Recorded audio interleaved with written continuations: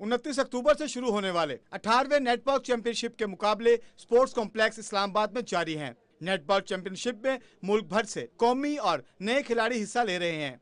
Basically हमारा जो मकसद है इंटरनेशनल स्टैंडिंग में पाकिस्तान का नाम रोशन करवाना और पाकिस्तान को मेडल दिलवाना है।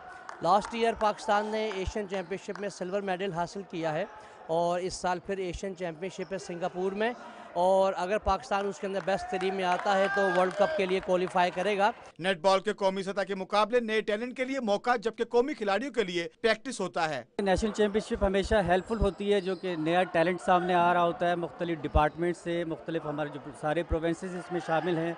हायर एजुकेशन जो है वहाँ से भी हमारे यंग प्लेयर्स जो है वो सामने आते हैं। कौमी चैंपियनशिप में मर्दों के टाइटल का दिफा वापडा की टीम कर रही है, जबकि खवातीन में सिंध नेटबॉल टीम दिफाई चैंपियन है। हमारी टीम की प्रैक्टिस बहुत अच्छी है और 2 महीने से हमने बहुत अच्छा कैंप किया है। माशाल्लाह टीम की तैयारी अच्छी है और इंशाल्लाह ताला अपने टाइटल का हम दिफा करेंगे और इंशाल्लाह गोल्ड हासिल करेंगे। हमारे प्लेयर्स बहुत अच्छे फॉर्म में हैं और हमारी टीम की कम्बिनेशन भी माशाल्लाह बहुत अच्छी है, तो इंशाल्लाह ताला हमारी कोशिश होगी कि हम अपना जो एहसास है हमारे पास से कितने सालों से उसका हम दिफा कर सकें। खवातीन के मुकाबलों में सेमीफाइनल सिंध और HEC, जबकि वापडा और आर्मी की टीमों के दरमियान होगा। मर्दों में वापडा का मुकाबला सिंध, जबकि नेवी की टीम आर्मी की टीम से सेमीफाइनल में मध्य मुकाबिल होगी। 18वीं नेशनल नेटबॉल चैंपियनशिप इस्लामाबाद में जारी है।